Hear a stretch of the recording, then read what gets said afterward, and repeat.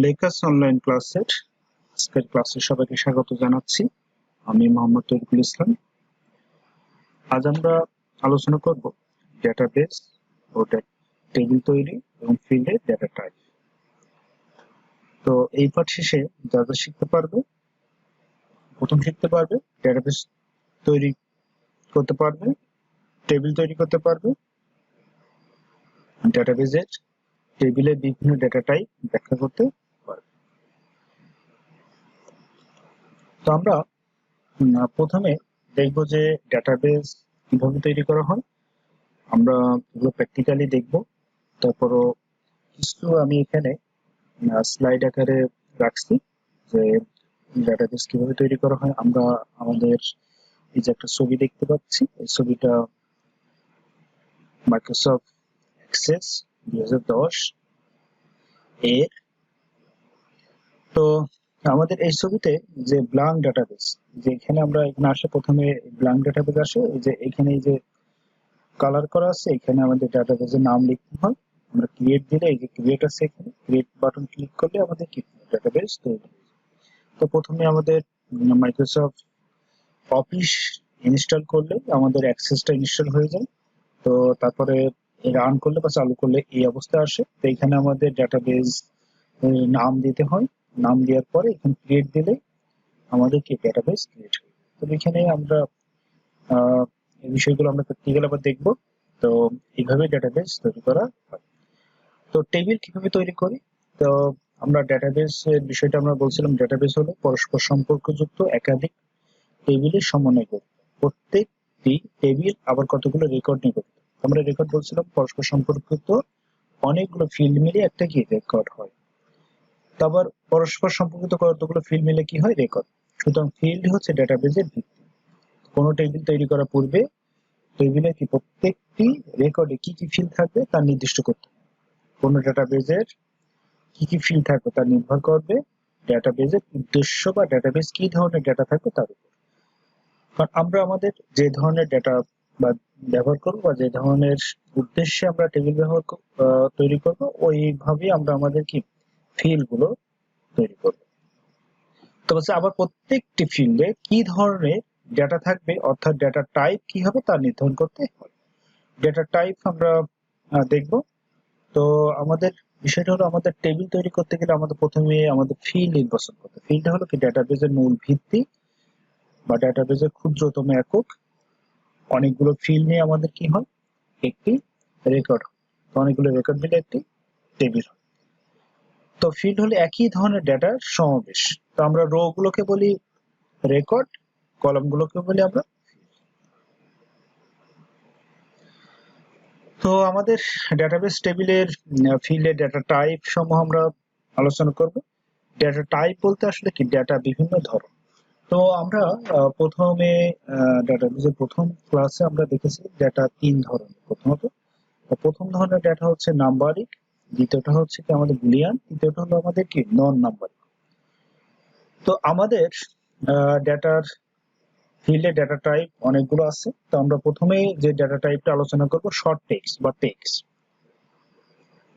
তো আমরা এটা নিয়ে আলোচনা করব। বেশিরভাগ ডেটাবেসে কি ব্যবহৃত প্রধান ডেটা টাইপ হলো টেক্সট। টেক্সট দুই ধরনের, একটা হচ্ছে শর্ট টেক্সট আর একটা হলো লং টেক্সট। আমরা শর্ট টেক্সট ফিল্ডে অক্ষর, সংখ্যা, চিহ্ন ইত্যাদি ব্যবহার করা যায়। সাধারণত কি এই ফিল্ডে সর্বোচ্চ 255টি বর্ণ বা অঙ্ক বা চিহ্ন এককভাবে বা সম্মিলিতভাবে ব্যবহার করা যায়। তার মানে আমরা 1 থেকে 255টি ক্যারেক্টার বা অক্ষর সর্বোচ্চ বা চিহ্ন এখানে ব্যবহার করতে পারি। তবে সংখ্যা ব্যবহার করলেও এই ডেটার উপর গাণিতিক কাজ করা যায়। তার মানে আমরা যদি মনে করি যে আমরা ডিক্লেয়ার করলাম বা দেখলাম যে টেক্সটটা ডেটা টাইপ হলো টেক্সট, কিন্তু ভিতরে দিলাম নাম্বার, কিন্তু আসলে কি পরবর্তী আমরা গাণিতিক যে কাজগুলো, অপারেশন গুলো, ম্যাথমেটিক্যাল অপারেশন গুলো আমরা এখানে করতে পারবো না। কেন করতে পারবো? যদি আমরা টেক্সট হিসেবে ক্লিয়ার। তো টেক্সট হলো কি আমাদের সেই ধরনের ডেটা টাইপ যেখানে আমাদের কি অক্ষর, সংখ্যা, চিহ্ন ইত্যাদি ব্যবহার করা হয়।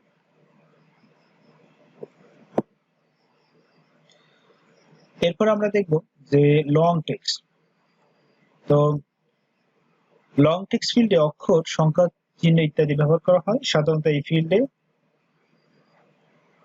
৬৩,৯৯৯ সংখ্যক বর্ণ, অক্ষর, চিহ্ন এককভাবে বা সম্মিলিতভাবে ব্যবহার করা যায়। তবে সংখ্যা ব্যবহার করলেও এই ডেটার উপর গাণিতিক কাজ করা যায় না, সেটা আগে যেটা বললাম ওই একই কথা এখানে। কারণ টেক্সট হলো দুই ধরনের, একটা হলো শর্ট টেক্সট, একটা হলো লং টেক্সট। শর্ট টেক্সটের বিস্তৃতি বা কতটুকু, আমরা সর্বোচ্চ 255টি। আর লং টেক্সট হলো কেন ব্যবহার করবো, যখন আমাদের 255টির মধ্যে আমাদের লেখাটা শেষ হচ্ছে না, তখন 255টির অধিক যদি কোনো প্রয়োজন হয় ডেটা, সেই ক্ষেত্রে আমরা লং টেক্সট ডেটা টাইপ ব্যবহার করবো।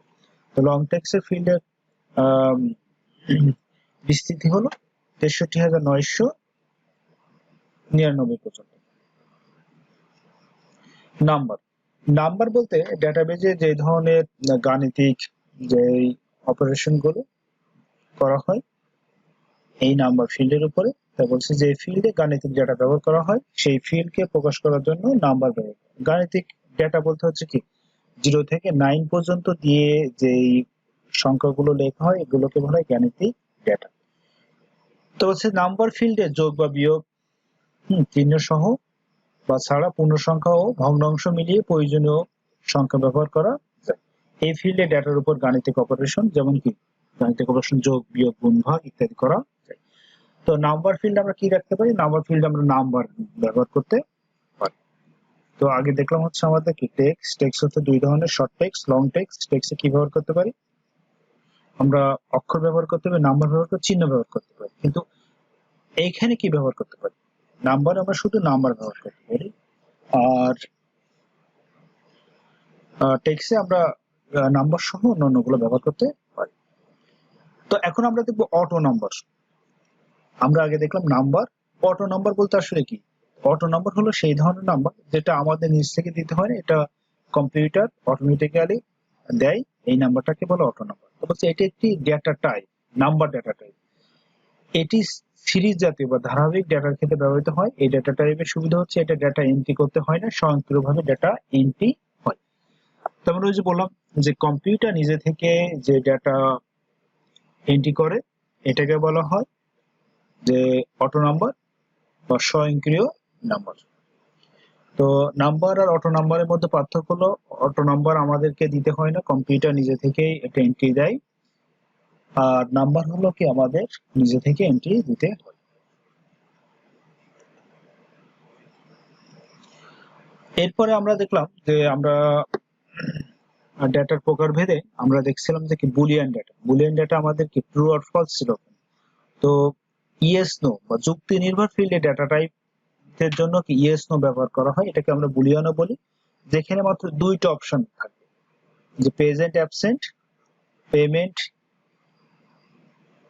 ডিউ আর ফুলফিল বা paid due, absent, present, true false, power supply on off, 0 on. এই ধরনের যে ডেটা দরকার হয় দুইটা অপশন, যে মেরিট আনমেরিট। তো যুক্তি নির্ভর ফিল্ডে ডেটা টাইপ প্রকাশ করার জন্য ইয়েস নো ব্যবহার হয়। এই কোন ফিল্ডের কি মান হ্যাঁ অথবা না, এই দুটি ফিল্ডে দুটি তথ্য এই ফিল্ডে সংরক্ষণ করা যায়। এই ফিল্ডের জন্য মেমোরিতে 1 বাইট জায়গা দখল করে বা 1 বাইট জায়গা প্রয়োজন হয়। তাহলে যেই ডেটা টাইপের উত্তর আমাদের কি আসবে, ইয়েস অর নো। আপনি কি বিয়ে করেছেন, উত্তর আসবে কি ইয়েস অথবা নো। বা আপনি কি আজকে ক্লাসে উপস্থিত হয়েছিলেন, উত্তর আসবে কি ইয়েস অর নো।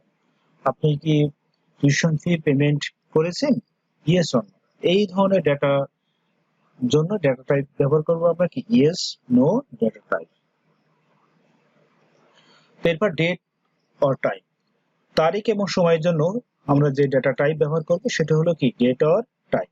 এই ফিল্ডটি তারিখ বা সময়ের জন্য ব্যবহার করা হয়, যেমন 100 থেকে 9999 বছরের তারিখ ও সময়ের জন্য এই ফিল্ডটি ব্যবহার করা হয়।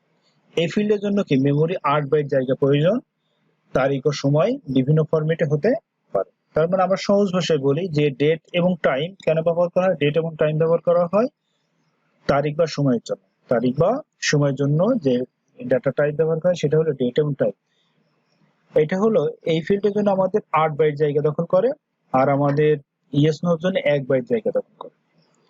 মেমো ডাটা টাইপ, সাধারণত বর্ণনামূলক লেখা লেখার জন্য আমাদের মেমো ডেটা টাইপ ব্যবহার করা হয়।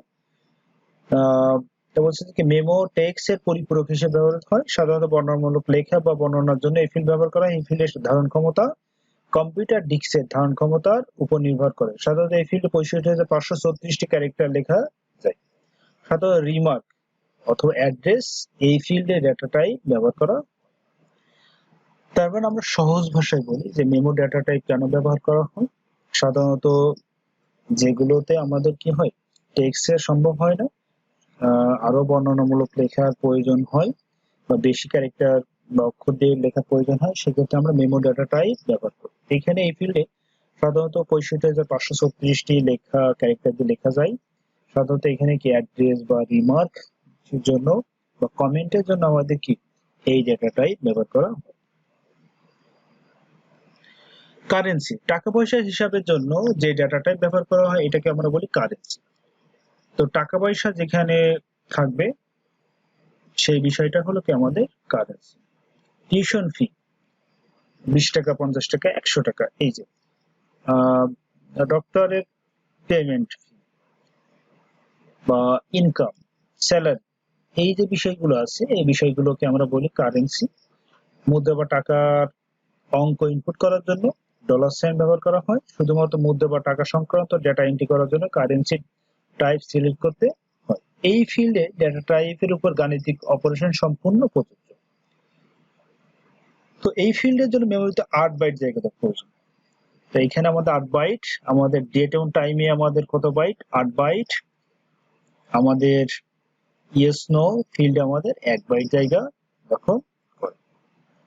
ওএলই object, object linking embedding object, এটা শর্টকাট হলো কি যে আমাদের অবজেক্ট লিঙ্কিং এমবেডিং, এটা শর্টকাট হলো কি ওএলই। তো ওএলই অবজেক্ট, ওএলই অবজেক্ট কেন ব্যবহার করা হয়?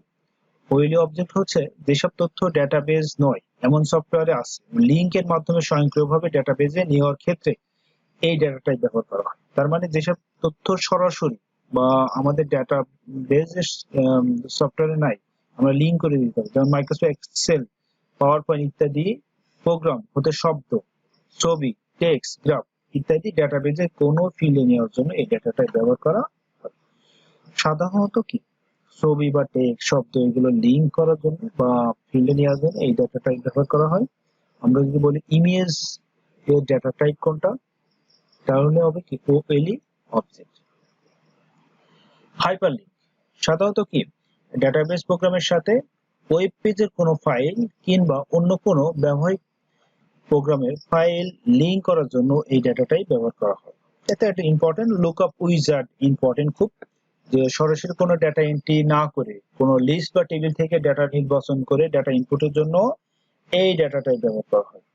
এটা আসলে কোনো ডেটা টাইপ না, কিন্তু আমরা সরাসরি কোনো ডেটা এন্ট্রি যদি না করে যদি কোনো লিস্ট বা টেবিল থেকে যদি আমরা নিতে চাই, সেক্ষেত্রে আমরা লুকআপ উইজার্ড টেবিলটা উইজার্ড ডেটা টাইপটা ব্যবহার করতে পারি।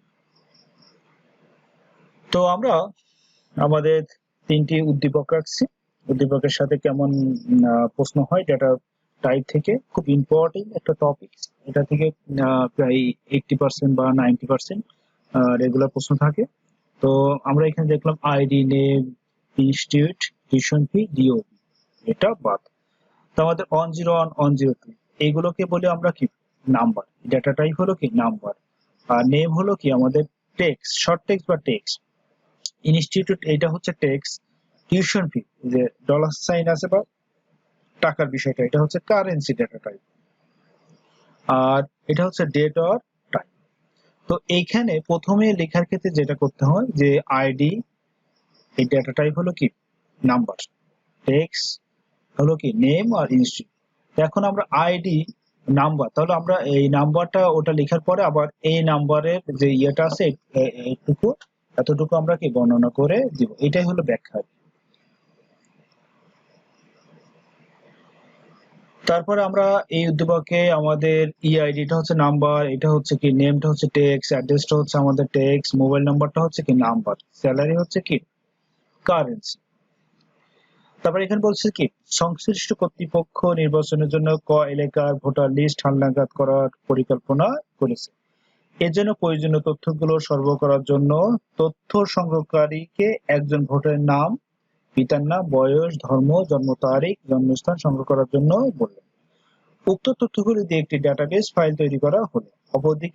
অন্যদিকে নাম, বয়স ও জন্ম তারিখ ব্যবহার করে জনসংখ্যন পরিসংখ্যা করার জন্য অপর একটি ফাইল তৈরি করা হলো। আসলে এখানে আমাদের বলছে নির্বাচনের জন্য ডাটাবেস ফাইলের ফিল্ডে ডাটা টাইপ। তাহলে আমাদের কি ভোটারের নাম টেক্সট, পিতার নাম টেক্সট, বয়স এটা হলো কি আমাদের নাম্বার, ধর্ম টেক্সট, জন্ম তারিখ এটা হলো আমাদের কি ডেট অর টাইম, জন্মস্থান এটা হলো কি আমাদের টেক্সট।